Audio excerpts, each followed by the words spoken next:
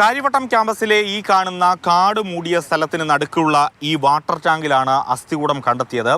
ഈ ക്യാമ്പസിലെ ഒരു ജീവനക്കാരൻ അവിചാരിതമായി ഇവിടെ എത്തുകയും തുടർന്ന് ഈ അസ്ഥികൂടം കണ്ടെത്തുകയുമായിരുന്നു. അതിൻ്റെ വിശദാംശങ്ങളിലേക്കൊക്കെ നമുക്ക് വരാം.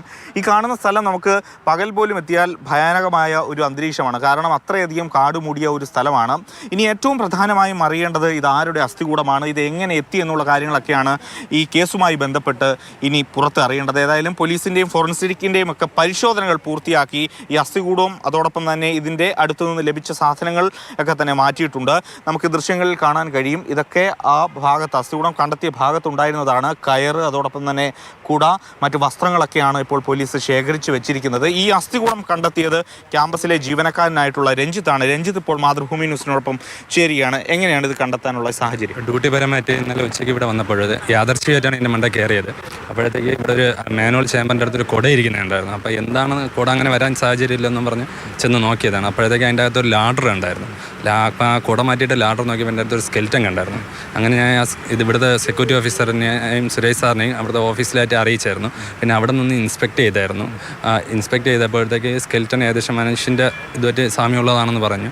അങ്ങനെ ഇവിടുന്ന് രജിസ്ട്രാർക്ക് ജെആർക്ക് റിപ്പോർട്ട് കൊടുത്ത് അതിനുശേഷം സ്റ്റേഷനിൽ നിന്ന് വന്ന് കൺഫേം ചെയ്യുമായിരുന്നു. കടക്കോട്ട സ്റ്റേഷനിൽ നിന്ന് വന്ന് എസ് ഐയും അവിടെയുള്ള സ്റ്റാഫിലും വന്ന് കൺഫേം ചെയ്യുമായിരുന്നു. ഇത് മനുഷ്യൻ്റെ അസ്ഥി കൂടാണെന്ന് കൺഫേം ചെയ്യുമായിരുന്നു. ഇത് ഈ മാൻഹോൾ ഇങ്ങനെ തുറന്ന് കിടക്കുമായിരുന്നു. അത് വർഷങ്ങളായിട്ട് ഉപയോഗിക്കാതെ കിടക്കുന്നതായതുകൊണ്ട് അങ്ങനെ കവറോ അങ്ങനെയൊന്നും ഇല്ലാതെ കിടക്കുകയായിരുന്നു. ഇത് എത്ര വർഷമായിട്ട് ഇങ്ങനെ ഉപയോഗശൂന്യമായി കിടക്കും? ഞാൻ 12 വർഷം ഇവിടെ സർവീസിൽ വന്നിട്ട് അപ്പോഴത്തേക്ക് അന്ന് തൊട്ടേ ഉപയോഗശൂന്യമായിട്ട് കിടക്കുകയാണ്. ഇവിടെ ആരും അങ്ങനെ വരാറില്ല.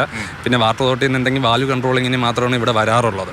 ബാക്കിയുള്ള അങ്ങനെ സ്റ്റാഫുകൾ നമ്മുടെ ഇവിടെ അടുത്ത റീഡിങ് എടുക്കുക അങ്ങനെയൊക്കെയാണ് വരാറുള്ളത്. വേറെ ആരും അങ്ങനെ നമ്മൾ കണ്ടിട്ടില്ല. പകൽ സമയങ്ങളിലൊന്നും ആരും വരാറില്ല.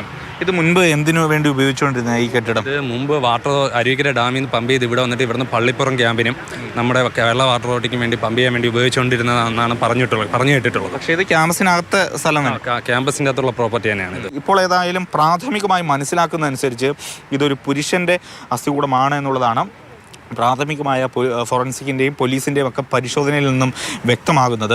പക്ഷേ ഏറ്റവും പ്രധാനമായും നമുക്ക് ഇനി ഉത്തരം ലഭിക്കേണ്ട ചോദ്യം എന്ന് പറയുന്നത് ഇത് എങ്ങനെ ഇവിടെ എത്തി, ഇത് ആരുടേതാണ് എന്നുള്ള കാര്യങ്ങളൊക്കെയാണ്. പക്ഷേ പോലീസിന് ഇപ്പോൾ ഏറ്റവും പ്രധാനമായും ലഭിച്ചിരിക്കുന്ന ഒരു തെളിവുണ്ട്. അതായത് ഇവിടെ നിന്നൊരു ഡ്രൈവിംഗ് ലൈസൻസ് ലഭിച്ചിട്ടുണ്ട്. അത് തലശ്ശേരി സ്വദേശിയായിട്ടുള്ള ഒരു യുവാവിൻ്റേതാണ്.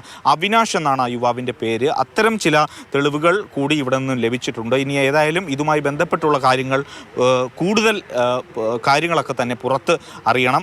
അതൊക്കെ തന്നെ ഇനി ഫോറൻസിക്കിൻ്റെ പരിശോധനാ ഫലം അതോടൊപ്പം തന്നെ പോലീസിൻ്റെ വിശദമായ അന്വേഷണത്തിലൂടെ മാത്രമേ പുറത്തു വരികയുള്ളൂ. പ്രേം ശശിക്കൊപ്പം AK Stephen, Mathrubhumi news, Thiruvananthapuram.